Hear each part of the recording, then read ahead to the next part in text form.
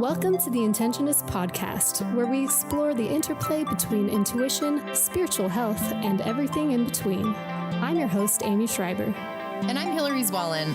Our intention is to create a dialogue that inspires you to consciously forge your path with curiosity and compassion for life and its mysteries.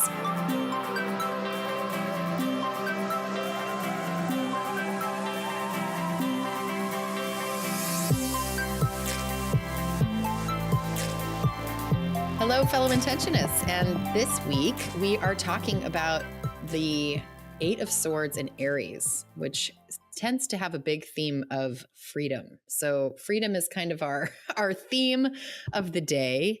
And Amy, how you doing? Good. How are you, Hilary? You've been sick. You sound a lot better, though. Oh my gosh. I've had this flu. I don't know. It was like a 13-day, 14-day flu. Today is literally the first day that I think I could have done this because I've been coughing. And anyway, what a mess. How have you been? Good. It's been good. We have this month, like every relative I have coming into town at different times, one after another. My mom just left. Stepson's arriving tomorrow. So it'll be an exciting month. Great. Yeah. So today before we get into our topic, we just wanted to remind our listeners that we do have a newsletter that we do send out occasionally, hopefully about once a month. So if you are interested in catching up on what we have going on, please go to our website, put in your email, and we promise we will not spam you. We've been doing a lot of series this month this year where we've been covering a lot of astrology. So for those of you who are new to astrology, who are interested in understanding your chart and how it applies, we've got a lot of that forecasted for this year. We are going to be doing topics other than astrology as well coming up. Yes. We've been on a big astrology binge. This is our astrology kick, but there will be much more. And also, along with our newsletter, if you are a member of our list, you automatically become entered in our little gratitude giveaway that we've been doing every month. So yes, another little incentive. Yes, thank you, Hilary. It's late, you guys. It's late. Okay, so Amy, why don't you talk to us about the Eight of Swords? And again, for people just joining us, we did a tarot read at the beginning of the year that was designed to influence us creatively in terms of our content calendar, but it was also designed as a collective read for our listeners. And so we just are using this archetypal energy from tarot to inform kind of what we're dealing with collectively.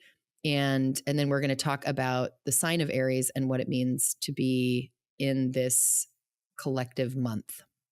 Yes. Thank you for the overview, Hilary. You're welcome.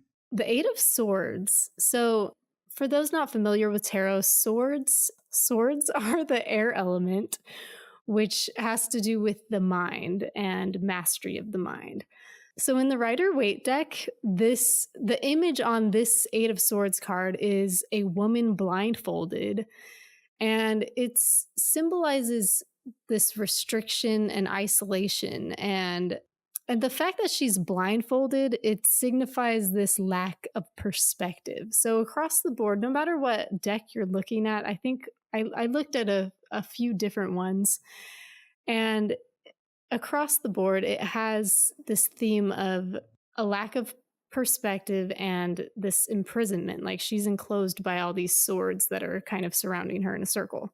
And in my favorite deck, the Prisma Visions deck, the author talks about this being a self-imposed imprisonment. So this isn't like someone coming in and holding you hostage. Yes. Right. This is you, due to your own ignorance and lack of vision, holding yourself hostage in some way. It's the act of kind of looking down in despair versus looking up and around to get the wider perspective that would free you of your imprisonment.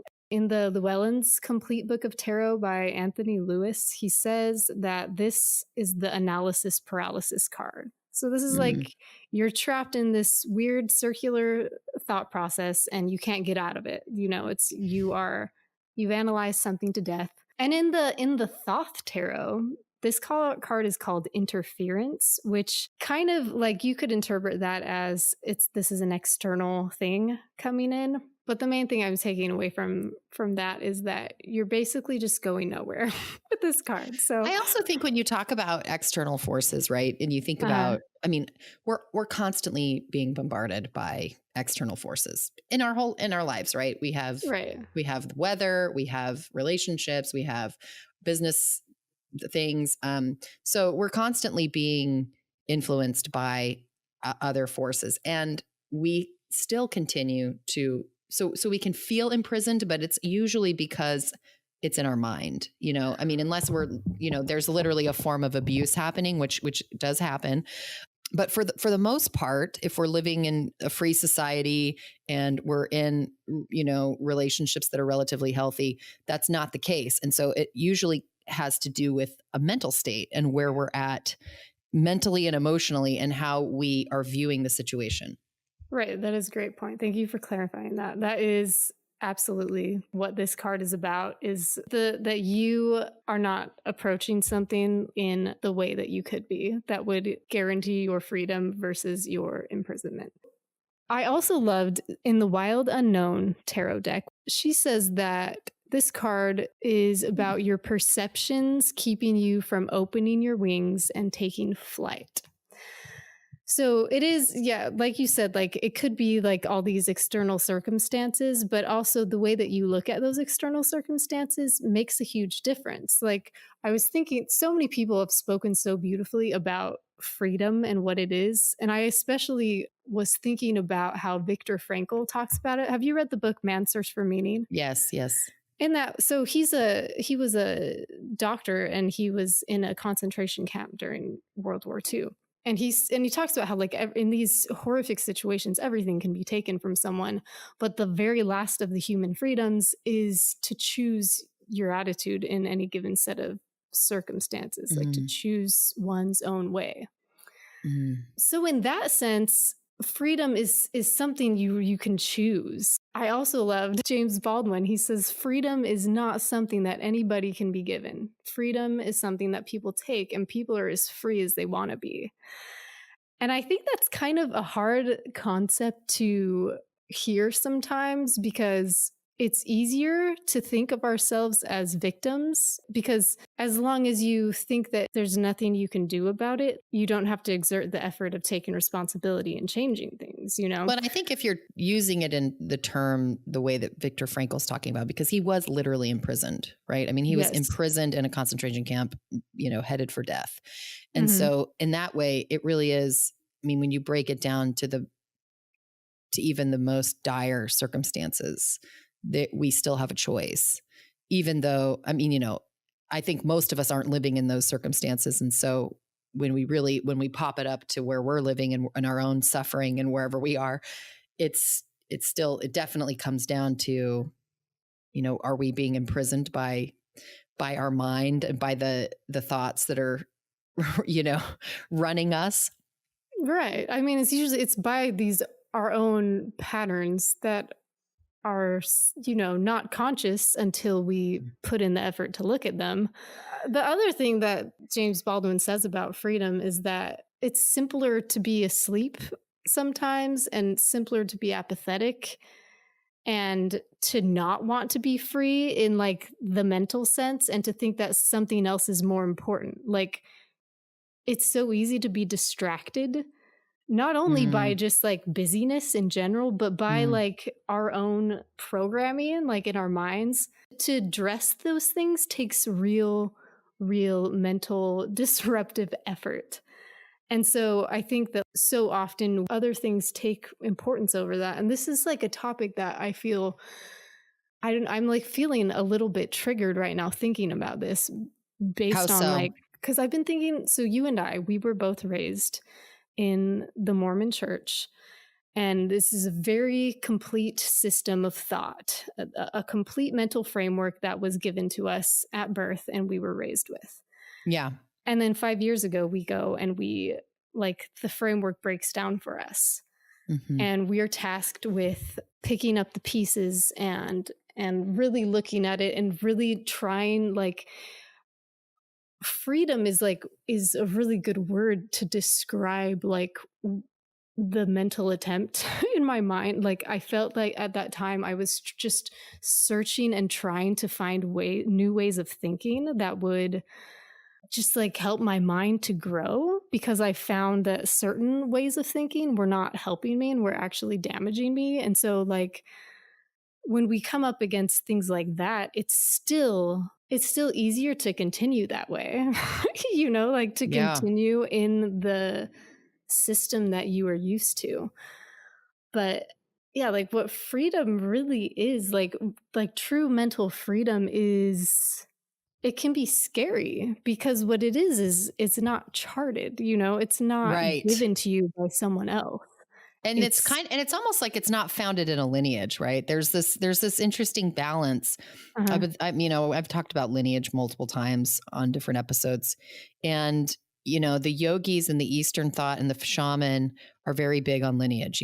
Who is your teacher, right? mhm, That's held, in that way. In the Christian and, well, I'll just say in the Christian lineage, it's like, at least in Mormonism, it's like the priesthood, and here's mhm, the gospel, and maybe in Christianity, it's the same. There's something about the pastor and all that. I don't know completely because I haven't spent too much time within evangelical churches, but or other Christian churches. So there really is that idea of when your lineage is kind of stripped from you by choice, mhm. you're like, then what? And you want to just jump back into a lineage because it's like, well, I want to just get into a track that makes sense.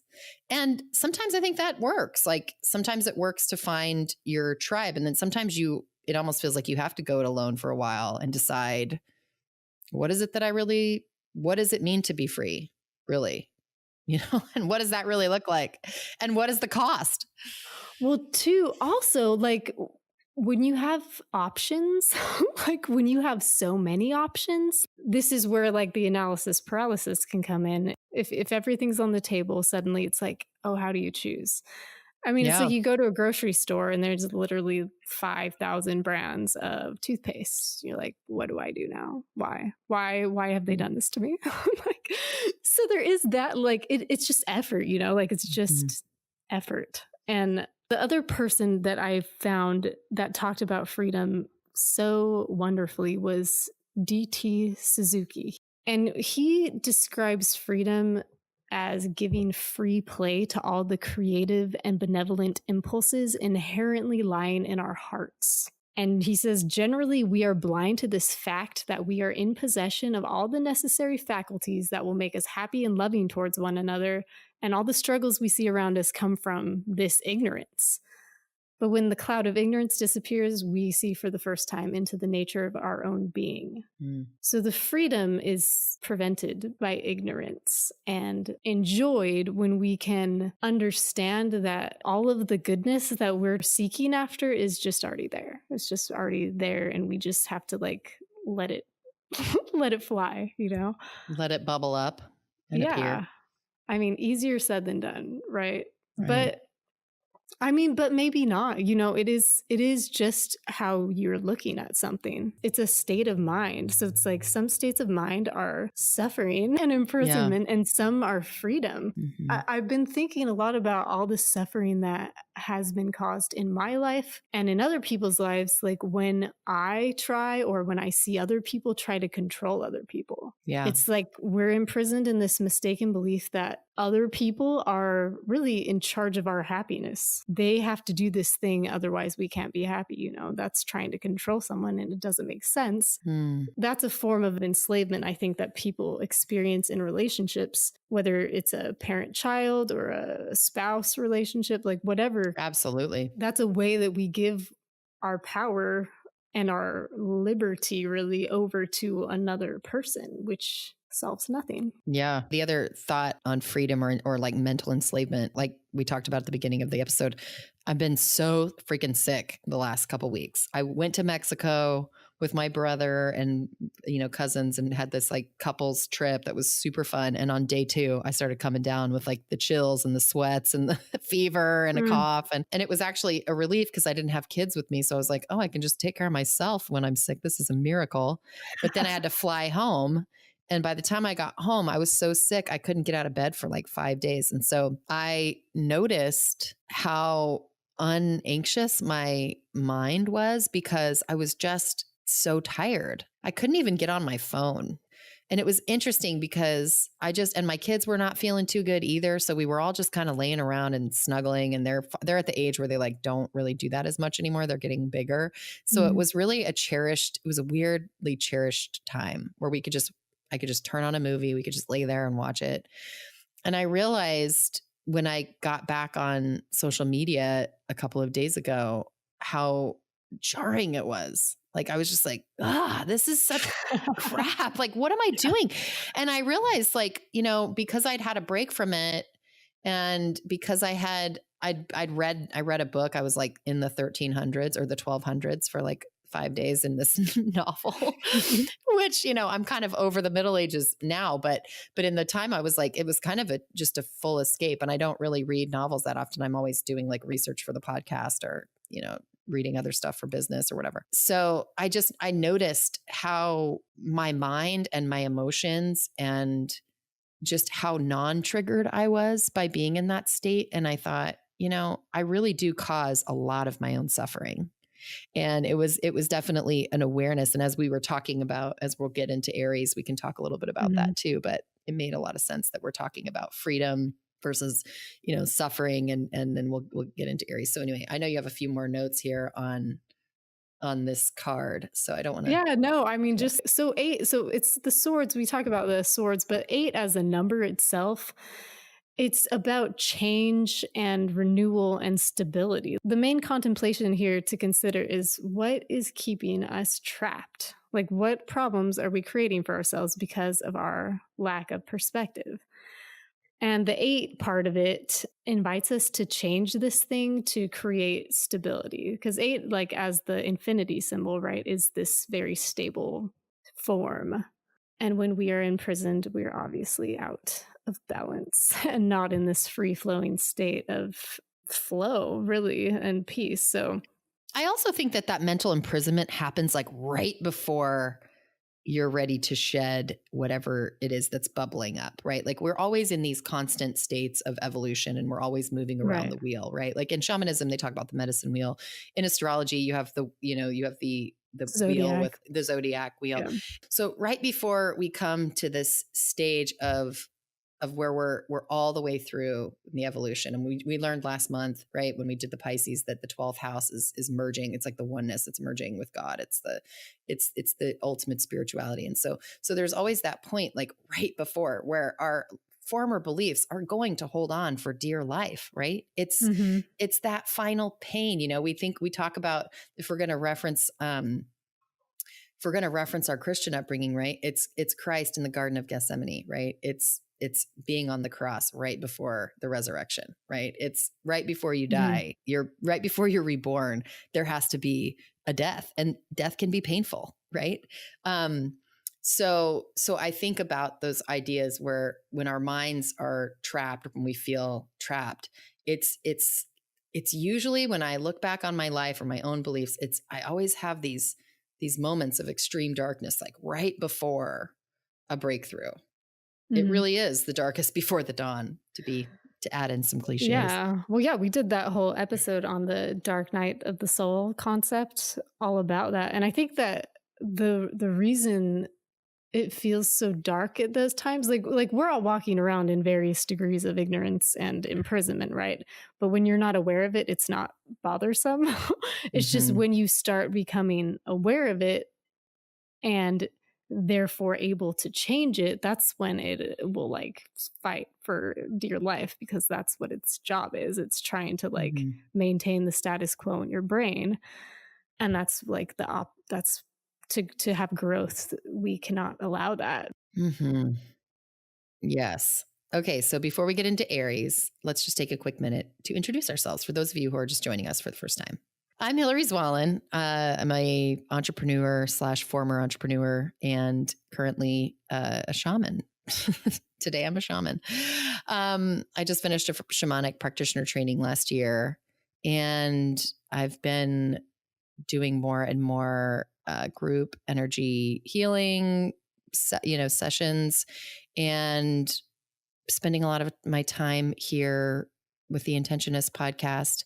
I'm really looking to use this platform as a way to elevate the collective consciousness and help to tear down patriarchal belief systems and help to provide information for people who may be in inquiry and suffering and pain.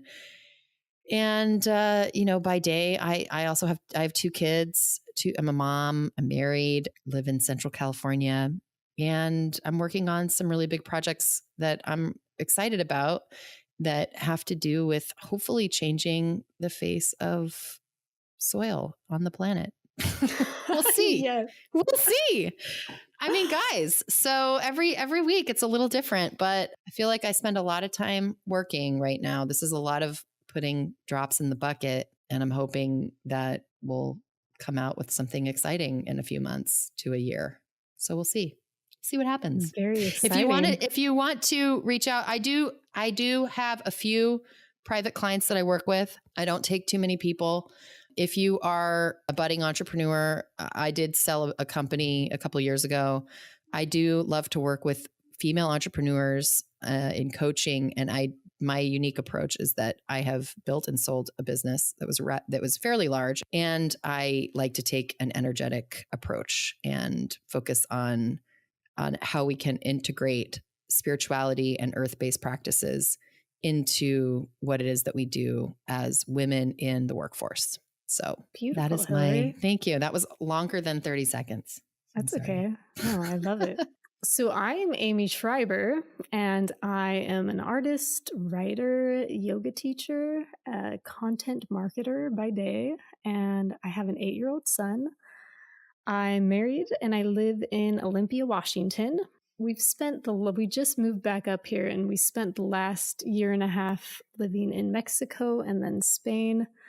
So I am also a Spanish student, trying not to lose my Spanish. And my goal with all of the work that I do is I am trying to inspire people into wonder. And I think that place of wonder is where all the magic happens, and where like everything is possible. So I really like to explore that in my artwork, as well as mythological themes and global cultures. So anyway, if people are interested, I have a website, namastemi.com. So if you want to reach, first of all, Amy's a great artist, and she's also a great web designer. If you want to reach out to either of us, just email us at intentionists@gmail.com. Yes. Tell us about Aries.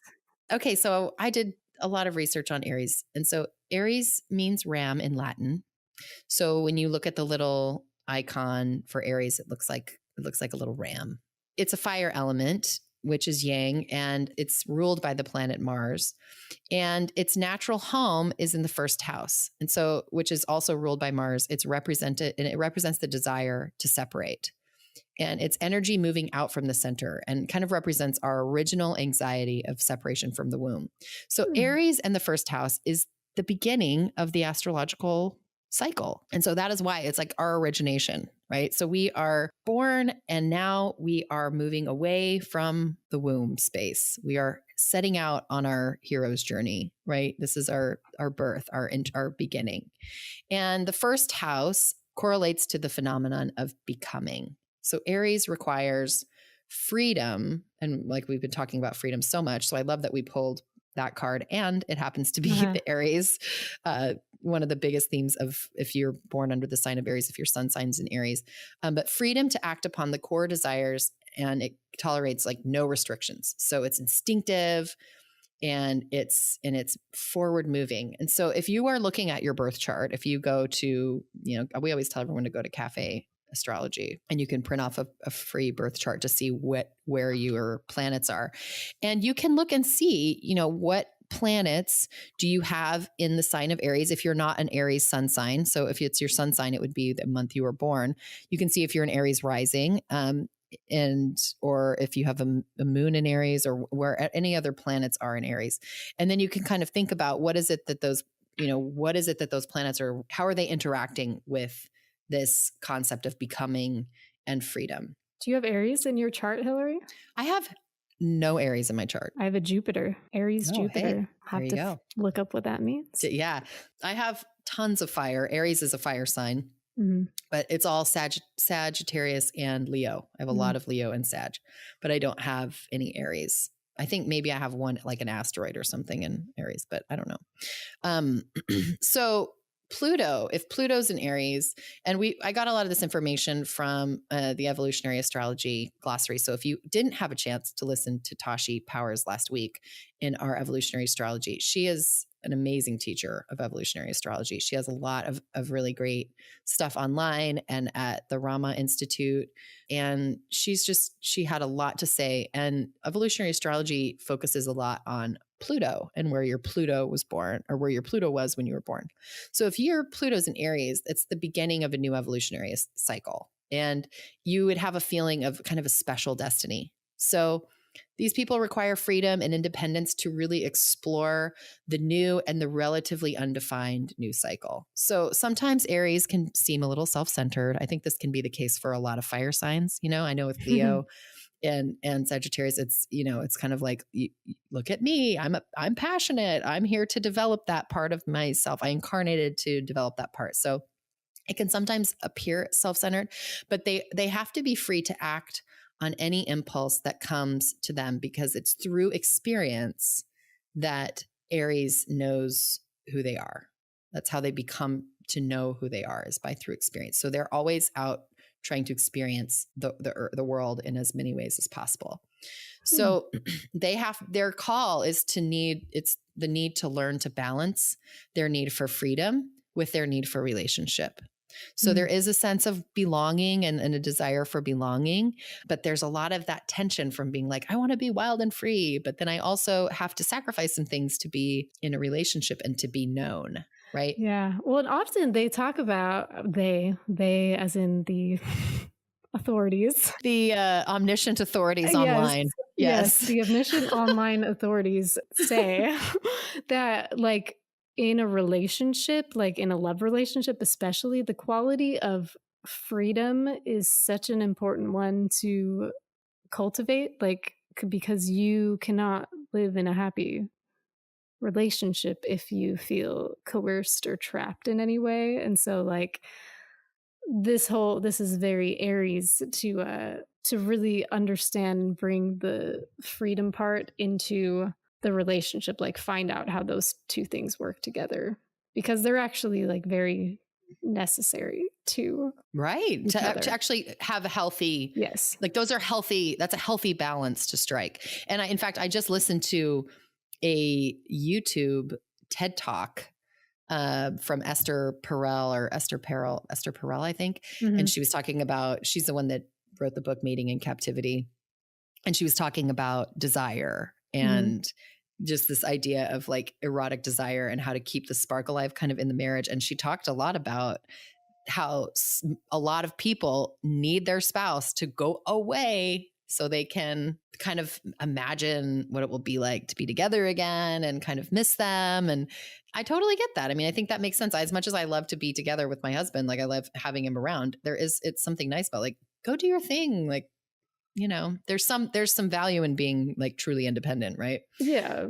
It's not that like relationship equals captivity and individualism equals freedom. It's like you have to find where relationship can equal freedom. Exactly. Right. Yeah. So Aries tend to be intense individualists. They're strong-willed, magnetic, sometimes a little bit bullheaded, and courageous. And they have a lot of leadership qualities. So sometimes they can be difficult to know deeply because they're such individualists and because they're kind of mission bound and they're all about like becoming and, the beginning of the phase. And, so they can feel, distant, I guess. A little bit about the Aries archetype. So Aries is the sign that is the most aware of itself. And this awareness is very concentrated. And the increased awareness of itself means it's largely unaware of much else other than itself. And by the way, I'm quoting from the Evolutionary Astrology Glossary right here. So this might normally be pretty depressing, except Aries' core innocence protects it from that. And and when they say the core innocence, it's the first sign, it's the beginning. So you're A just starting newborn out. So baby. it's your newborn. Yeah, it's spring, right? Mhm. So, instead, it's happy to be what it is, as any innocent self is naturally happy within itself. It's built in. Aries' increased sense of self makes sure its anxiety is carried wherever Aries goes. So this leads Aries onto its search, the driving need to explore and discover more and more about itself. And with the attendant needs of absolute freedom, self-focus, no limitations or interference from others whatsoever, and and absolutely no demands from anyone else. That is how they maximize their chance of succeeding in their quest. Hmm. Yes. So moving on to a little bit of aspects of Mars. So to talk a little bit about Mars, because Mars is the planet that rules Aries in the first Mhm. house. So you want to look at how Aries moves in conjunction with all the other signs in the zodiac.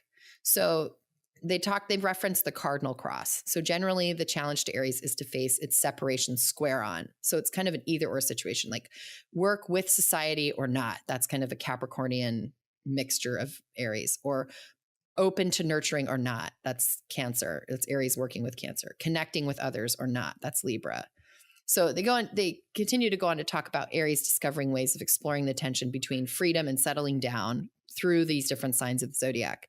And upon completion, as we talked before about these cycles, one would start another cycle, but this time they would be on a more elevated level. So, and on we go, the wheel of life and death, perpetuated by separating desires. And that's kind of how we can work through our birth chart and to see why are we here and how do we use these archetypes to help us to look at what is wanting to be known on a soul level. I like that. That's interesting. Especially with Aries being the very first. I think it's a good time to like remind everyone and remember that like every characteristic, every archetype of like the zodiac has its positive things and its shadow side, which is it's really not bad versus good. It's like this is the whole picture of It's the something. polarity, right? The Yeah, polarity this is points. That's yeah. how Tasha talked about that a lot, the polarity Right. points. So like this duality is just a fact in the world that we live in, right? Yeah.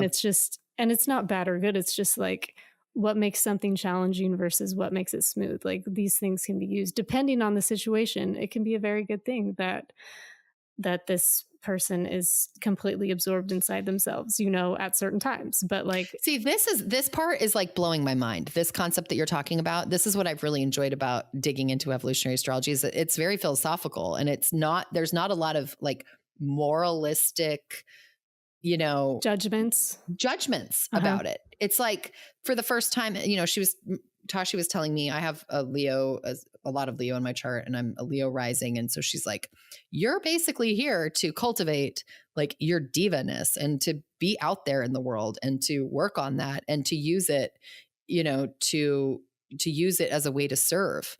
And it just was blowing my mind because I've always thought, well, that's like one of those things that I feel inclined to do, but I'm kind of embarrassed about, or I feel bad that I'm It's doing like that. what you've been trying to fight against because you feel like it's Yes. not like helping, but No, that it isn't like in line with kind of the puritanical like right. sacrifice and be like quiet and like submit and like listen to your authority and like divert your power to everyone else. And so it was interesting to hear. This is what I've really enjoyed about diving into this evolutionary astrology concepts, is that, you start to look at things very objectively, like, well, it really just depends. And this idea of like a one size fits all is that's out the window now. This idea that there's like one path and this is how you do it, gone. That's Right. gone. Well, and the fact that you have this tendency, like you have this tendency and desire to be seen. And that's like, that just is there. And I was just reading this book called The Power of Imagination. And he was talking about, it's basically like a psychoanalysis of the Bible, but he's talking about how like God speaks to us through our desires. Like whatever we desire most, like that's all God is. basically, like, I'm probably not explaining that right, but like, No, that makes sense. I mean, that's a lot of like when people talk about what's my soul's journey, like mhm. what is my purpose? It's like, well, what do you feel inclined Right, to it's be like your it's already purpose? there. It's like all there. I mean, it goes along with the Yeah. Suzuki stuff, like all these things, like you're already inclined to live a full and happy life full of love. Like that's what your self is trying to do, but we fight against ourselves when it doesn't go along with like what we think it should be or what other Or people we are have, saying. trauma that, and Uh-huh. we don't have the tools to shed the density that the trauma, you Mhm. know, causes in our energy fields and things. Mhm. Yeah. I think, yeah, it's just the idea. I mean, you can logically say, one size doesn't fit all and, there's many different paths to God, but I find that that is something that I have to continually learn over and over again and on my own path. And I think that what's interesting about looking at natal charts is you can look at the chart and it's like everyone has their own little code Mhm. that can kind of help them to give them some guidance. So I want to talk really quickly about Mars and anger because Mars was the god of war, right? Mhm. And so there can be some anger associated with this sign. And when you're having a Mars transit or if Mars is coming up in, like if you're an Aries sun sign and Mars is in Aries, you may feel something bubbling, or if Mars is in whatever your sun sign is. This is how you can kind of look into your transits. So anger can be used to initiate the new cycle of becoming. This is in regards to Aries that correlates with Mars instead of creating situations of personal denigration. So a Mars transit can be a way to grow past whatever personal limitation is creating a block towards putting into motion a new evolutionary cycle. So I feel like that's a little bit gibberishy, but what I mean by that is we can use anger to fuel the change rather than just like we feel, sometimes things are going on in the universe, right? And we're like, what is this? Is it just me? Am I just choosing to fight with my spouse, or am I fighting with my friend, or whatever it is, or I'm Mhm. mad at the guy at the gas station, or I'm mad at the lady at the checkout, or whatever. We all have those days where we're like, why was I so pissed about that? Mhm. Um, so we can use the anger as an indicator, uh, Yeah. you know, rather than just blowing up another person or blaming other people for our circumstances. We can use it as a way to go, okay, I'm going to use that energy that came with the anger to look at what's underneath it, peel it back. But then also you can use it as a way of there's a lot of energy under anger, Right. Anger right? is a gift. Yeah. Anger Right. is a powerful emotion that tells you something is off right here. And what is it? What can I do about it? And it is, yeah, you're right, exactly And 100%. especially if you're a fire sign, right? Because fire Yeah. signs, like I always think, I have a lot of fire in my sign. I'm also a redhead, and I kind of live up to the stereotype of like the fiery redhead sometimes. And so for me, I've always thought I'm quick to go straight to emotion sometimes. And I've often found myself apologizing for that in my life. And sometimes it's merited. Like I shouldn't friggin' get mad about stuff so easily. But other times I think, this is a gift to your point, and maybe I shouldn't apologize. There are some times where I'm very justified in having and being able to show that, or being able to use that. Right. So, Well, it is. I mean, the whole point is to be able to channel it and use it in a productive way, right? Like you were mhm. saying. So I wanted to talk really quickly before we wrap up here is in Mars and past life. Hmm. So, like we talked about Mars and anger, Mars was the god of war, right? And so the planet Mars holds these aspects. And there was a paragraph here in this evolutionary astrology glossary that I thought was really interesting. And I want to quote this too, because I always feel a little bit, I'm a little curious about regression work in past lives. I've done a lot for myself. I've been regressed. I've had past life work done. And I'm still, I don't know that it means that I actually lived in another time period, or if it means that we have these multidimensional souls and Hmm. there's aspects of yourself that have lived in different time periods, or have or that time isn't really linear in the multiverse. And so we're kind of able to pop in and out. Who knows, right? Then Mm. nobody's gonna, we don't know, right? Yeah. So anyway, but I think it's fascinating to talk about and to read about. So Yes. the planet Mars holds these aspects in regression work. And what I mean by that is past life regression. So the story of humanity, right, over the last 4,000 years, really, or more, has been one of war, right? We're constantly fighting, right? Mm-hmm. So this author says, in my view, we're all working through the collective wounds of war. It seems to me that warriors go through a long karmic history with war, with a few distinct phases that can play out through a series of lifetimes. A turning point lifetime seems to be one of disillusionment, where the warrior or soldier sees into the stupidity of the repeated killing. From that point onward, it seems the soul works to uplift or purify all of the ingrained warrior skills through several lifetimes, essentially setting the person on a path of becoming a spiritual warrior rather than a physical warrior. So I thought that was interesting. She said it also may be useful to consider that there is an entire soul type that correlates with the navel chakra, which is our third chakra, right? Souls who in essence reflect the nature of this chakra, which is Pluto, Mars, or our third chakra is our solar plexus. It's our life's purpose. It's, you know, a lot of us that have stomach issues know that this is where we house our fear. It's where we house our purpose. So spiritualization of these souls would naturally embrace paths that allow them to harness and spiritualize the physical edge that is intrinsic to their nature and soul structure. So then she references, I thought this was really fascinating. I thought I got to share this with our listeners because she references, she's like, see chapter 6 in Autobiography of a Yogi about the Tiger Swami. So I have this book, right? And I had just got it out 2 weeks ago to take with me to Mexico because I had started it maybe 3 years ago and I never finished it. And of course, I take it to Mexico. I don't open it. I read about the freaking Middle Ages. I'm not reading about Yogananda. And so I go to open up my book today looking for the Tiger Swami, and I was on that chapter. I was like, no way. I thought that was crazy I was literally on the Tiger Swami. So she talks the story. Do you remember the story? Yes. So it was about this guy who fought tigers, and he was like, you know, using his yogi powers and his physical strength to kind of manipulate and control tigers.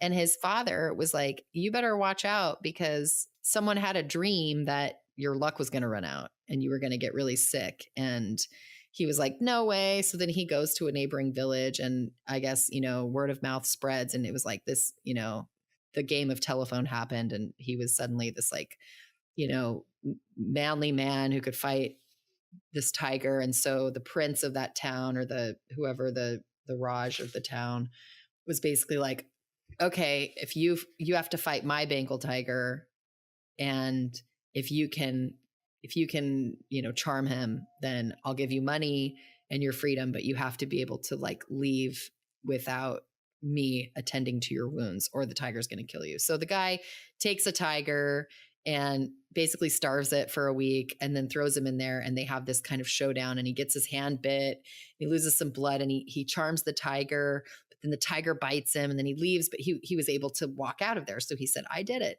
But then he ended up getting this blood poisoning and then he was sick and he left and everyone, you know, showered him with money, you know, because he charmed the tiger. He had this amazing reputation. And what ended up happening was he realized in the moment when he got all the money that it was like he kind of realized what he was doing to the animals and how it was kind of empty and meaningless. And so he goes back to his father and he's like, I have to find my teacher. And because now I'm ready to learn what the teacher has to tell me. He realized that the guy who was coming to him saying, there's going to be an illness, you're going to get sick, this is what's going to happen, was calling him on his spiritual journey rather than this physical, you know, oppressing the tiger. And, you know, I'm sure there's meanings for what the tiger, you know, the tiger is one of those big predators and kind of majestic, noble. So there, you know, something about overcoming a tiger, there's something symbolic in that too. But so he went and found the old man who had that premonition and he became his teacher. So there's our full circle moment where we were talking about lineage and embarking on the spiritual path. So do you want to talk really quick about mythology? before we wrap up? Yeah. So the myth, so in Greek mythology, the Aries is the ram symbol of Aries. It comes from the story of the flying ram that rescued a guy named Phrixus. And he sacrificed the ram to Poseidon, like in thanks, and saved the skin. And the skin of this ram became the golden fleece that the hero Jason and the Argonauts went on a quest to find. And so this golden fleece was guarded by bulls and a dragon in a garden that was owned by Ares, god of war, which is not the same thing as Aries, the sign, but Aries eventually became Mars. Aries is Mars. Like, yeah, in Roman Mars, Aries is the Greek counterpart. So, yeah, I thought that was interesting that I had never heard where the golden fleece originated from, but it was this flying ram, which I thought it was kind of sad that the rescuer ram got sacrificed because he was so thankful that he just had to kill him. But well, I feel like all those Greek myths are, I always give a big side eye to a lot of the Greek myths, right? It's like, this is rough. Yes. And with that, I would say we like to leave you guys with a little challenge. Yeah. So think about, for this month, because we're in the Aries month, the concept of becoming. And what is your relationship to the concept of becoming? And take a look at that as the Aries trait and how it interacts with your chart and with the other other symbols that are coming through this year. How does that mean and what is kind of the dominant calling that you're feeling in the sense of becoming? Is it in regards to self and spirituality? Is it career that's calling you? Is it friendships? Is it experiences? Is it family? And take a look and putting some energy into that. Well said. And we'll see you guys next week. Before we part, we'd like to say thanks for listening, and we hope you'll connect with us on Instagram, Facebook, and YouTube. We would love to hear from you and appreciate all feedback, shares, and likes. To learn more and subscribe to our newsletter, visit Intentionists.com. And no matter where you are or what you're creating, we send you love and invite you to breathe and begin. See you next week.